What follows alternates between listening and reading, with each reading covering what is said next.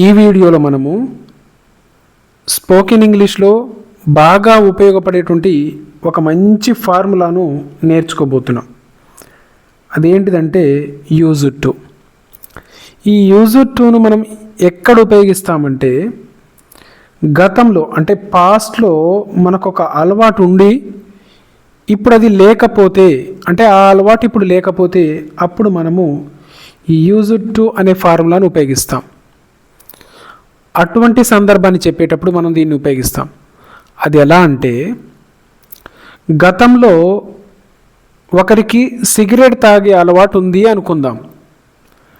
ప్రస్తుతానికి ఆ అలవాటు అతనికి లేదు.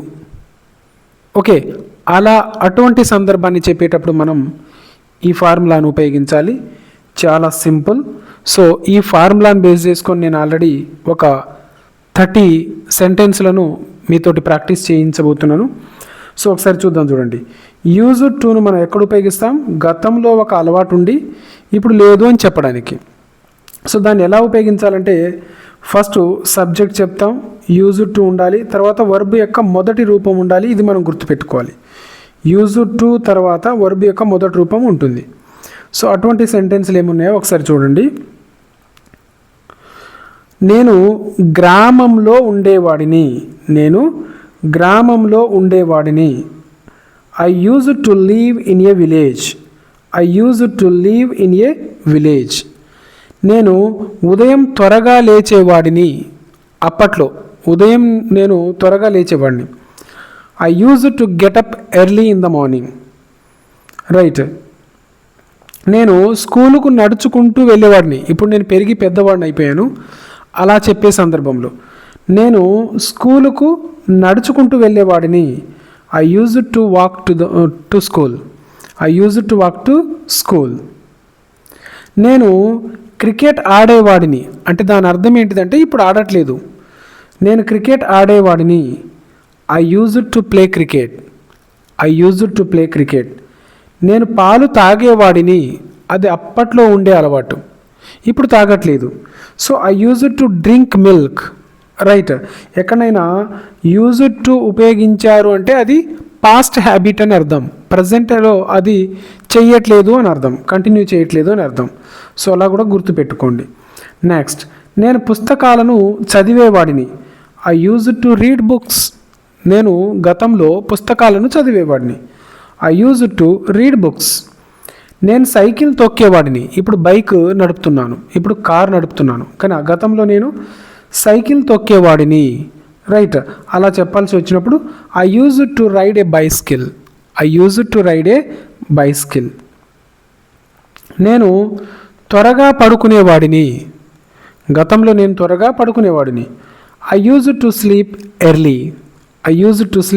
ఎర్లీ. నేను టీవీ చూసేవాడిని. I used to watch TV. నేను టీవీ చూసేవాడిని. I used to watch TV. నేను ఫుట్బాల్ ఆడేవాడిని. I used to play football. నేను రోజు నడిచేవాడిని. I used to walk everyday. నేను రోజు నడిచేవాడిని. I used to walk everyday. నేను పాటలు పాడేవాడిని. I used to sing songs. So ఈ యూజ్డ్ టు ఉపయోగించామంటే పాస్ట్లో మనకు హ్యాబిట్ ఉంది, కానీ ప్రజెంట్లో మనకు ఆ హ్యాబిట్ లేదు అని చెప్పే సందర్భంలో మాత్రమే. కాబట్టి ఇది గుర్తుపెట్టుకోండి. సో నేను కథలు రాసేవాడిని. I used to write stories. నేను చెట్లు ఎక్కేవాడిని. Okay, I used to climb trees. నేను చెట్లు ఎక్కేవాడిని. I used to climb trees. నేను నదిలో ఈత కొట్టేవాడిని. I used to swim in the river. నేను స్నేహితులను కలిసేవాడిని. I used to meet my friends. నేను బస్సులో వెళ్ళేవాడిని. I used to travel by bus. Right. నేను ఉదయం పాలు తాగేవాడిని. సో ఈ సెంటెన్స్కు మనము ఇంగ్లీష్లో ఎలా చెప్తామనేది కామెంట్ చేయగలరు.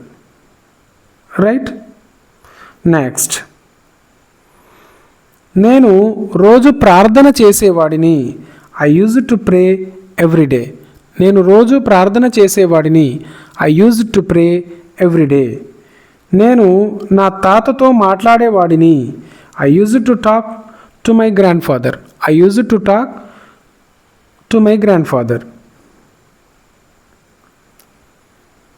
నేను ప్రతిరోజు చదివేవాడిని. I use to study everyday.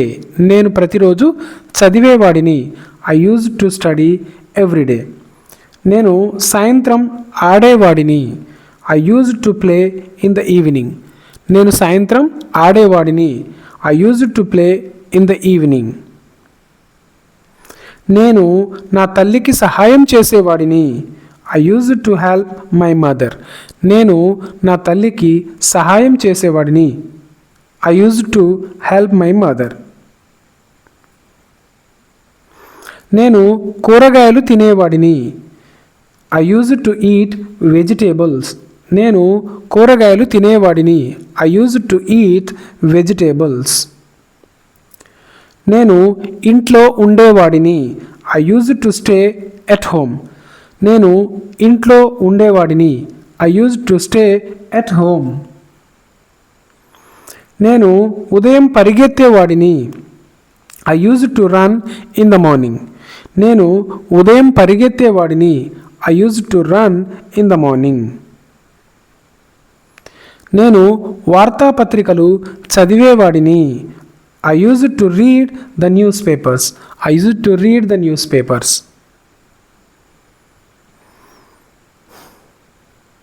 నేను నా సోదరుడితో ఆడేవాడిని. I use to play with my brother. I use to play with my brother. నేను నా సోదరుడితో ఆడేవాడిని. I use to play with my brother. నేను ప్రతిరోజు స్కూలుకు వెళ్ళేవాడిని. I use to go to school everyday. I use to go to school everyday. నేను రాత్రి పుస్తకం చదివేవాడిని. నేను రాత్రి పుస్తకం చదివేవాడిని. I use to read a book at night. I use to read a book at night. So ఇవి use to అనేటువంటి ఫార్ములాను ఉపయోగించి మనం స్పోకెన్ ఇంగ్లీష్ సెంటెన్స్లను ఇలా ప్రాక్టీస్ చేయవచ్చు. సో యూజ్ టుని ఎప్పుడు ఉపయోగిస్తాం? గతంలో ఒక హ్యాబిట్ ఉండి ఓకే అది ప్రజెంట్ కనుక కంటిన్యూ అవ్వకపోతే అలాంటి వాటి గురించి చెప్పడానికి మనం ఈ యూజ్ టు అనేటువంటి ఫార్ములాను ఉపయోగిస్తాం. సో ఇంకా స్పోకెన్ ఇంగ్లీష్లో ఉపయోగించేటువంటి ఆల్ ఫార్ములాస్ను, అన్ని రకాల ఫార్ములాస్ను నేను తప్పకుండా నా ఛానల్లో ఈ స్పోకెన్ ఇంగ్లీష్ వీడియోలోనే అప్లోడ్ చేస్తాను. కాబట్టి ఈ వీడియోపై అదేవిధంగా రేపు మీకు ఏ వీడియోస్ కావాలి అనే దానిపై కూడా మీ యొక్క అభిప్రాయాలు, సలహాలు, సూచనలు తప్పకుండా తెలియచేయగలరు. Thank you so much.